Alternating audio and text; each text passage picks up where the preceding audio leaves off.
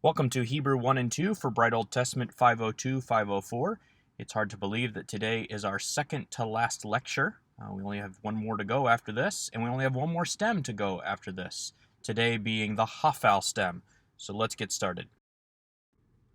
The Hophal strong verb comes in two forms, huktal and haktal, or hufal and hafal. It's important to note that the kibbutz underneath the hay and the kametz hatuf under the hay are both short vowels. That's why there is a silent schwa under the first root letter. This is very important because it's what differentiates the hafal from any other form that might have a long a or a kametz under the first letter of the verb. A closed, unaccented syllable will have a short vowel, not a long vowel. So this has to be a short O, not a long A. That's a very important key to identifying the Hophal. It makes them much more obvious because we know that this is a short O, and this is the only stem that takes a short O as the first vowel. So here is the complete paradigm for the Hophal strong perfect verb in both the U class Hophal and the O class Hophal. Here we have the Hophal strong imperfect, again in two classes, U class or O class, either yuktal or yaktal, again with a short kibbutz or a short kametz hatuf under the preformative, and then a patak as the second letter. Although honestly, at this point, the patak is somewhat irrelevant for identification because the short U or short O already give away the fact that this is a Hophal. Here is the Hophal imperative. Of course, there is nothing on this chart because there is no Hophal imperative recorded for us in Scripture. There is no Hophal imperative because the Hophal is the passive of the Hophal. And so this would have to be to be caused to be something, and it would have to be in the passive. So you be caused, which is odd and would be very rare in and of itself, not to mention the fact that the Hophal is a very uncommon stem. You put those two together and we simply don't have an imperative recorded in the pages of the Old Testament.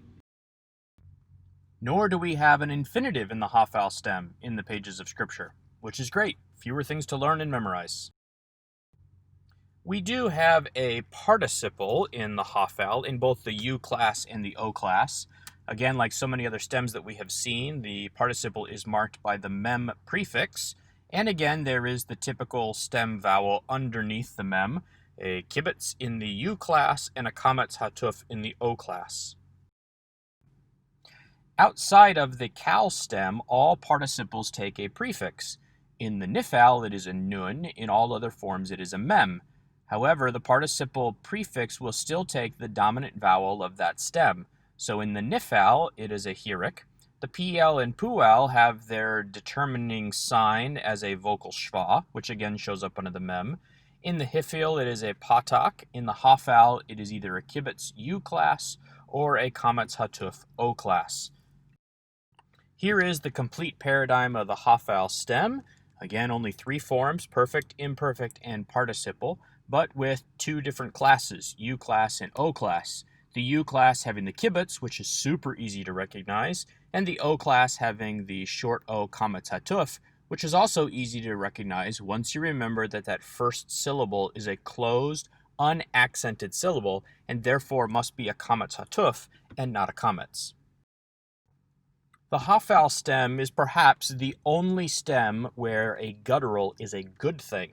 Because a guttural takes a vocal schwa under that first root letter, it takes a vocal schwa with a kametz hatuf.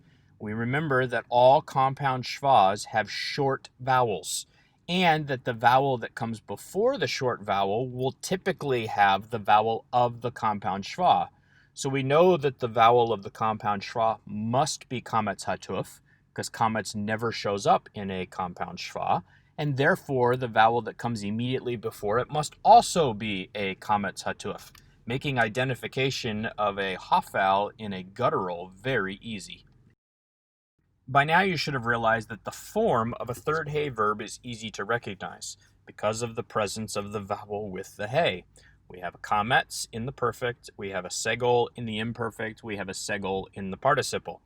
The rest of this verb stem is completely the same as the rest of the Hophal, so it's not so much the stem that we need to keep in mind, but the form.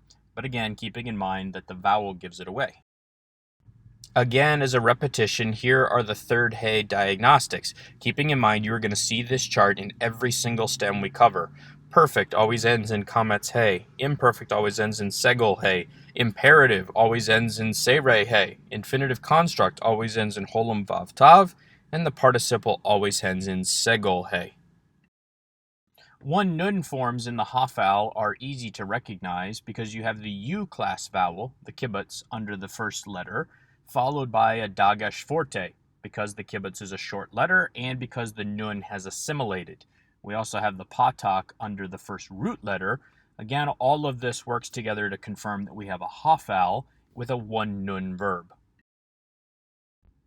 One yod verbs are also easy to recognize because the yod returns to its historical vav form. However, because this is a Hophal, instead of being a holum vav or a full consonant, the vav will become a shurik, a long U, unchangeably long, still indicating that we have a U-class Hophal verb. Here we have the full system of one yod verbs in the Nifal, Hifil, and Hophal. You will notice that in all these cases, the yod has returned to its historical vav form. You'll also notice that the vav behaves differently in every form. So in the Nifal, most commonly, the vav is a full consonant with the diagnostic comets vowel. In the Hifil, it is most commonly a holum vav, and in the Hophal, the vav is always a shurik. You will notice there is some similarity between the Nifal perfect and the Hifil perfect with the holum vav, but again, the Nifal has a nun prefix while the Hifil has a hey prefix. Again, in the participle, the Nifal has holum vav, as does the Hifil, but the Nifal again has a nun prefix while the Hifil has a mem prefix. These differences allow us to differentiate between one yod verbs in the various stems. In biconsonantal verbs, we again have a shurik that allows us to identify the fact that we are in a Hophal. Because you cannot double that second letter, we can't have a short vowel underneath the preformative, so it has lengthened to a shurik, which makes diagnosis of the stem even simpler. The same is true of geminate verbs. Because we only have so many syllables to work with, we cannot have a short vowel in that first syllable because it is open. Therefore, just as in the biconsonantal verb system, the kibbutz has lengthened to a shurik. So here is the full paradigm of strong and weak verbs in the Hophal stem. Again, you will notice that the diagnostic verbs, either the short kametz hatuf or the kibbutz, make this verb very easy to identify, as rarely as it occurs in the Old Testament. Well, that is the end of our lesson. Hopefully this lesson did not intimidate you too much. Again, keeping in mind that it is that diagnostic vowel that makes this stem so easy, as long as we remember that it is a kametz hatuf under that first root letter because it is a closed syllable. If we remember that alongside the kibbutz and the shurik, we should be able to recognize all the Hophals all the time.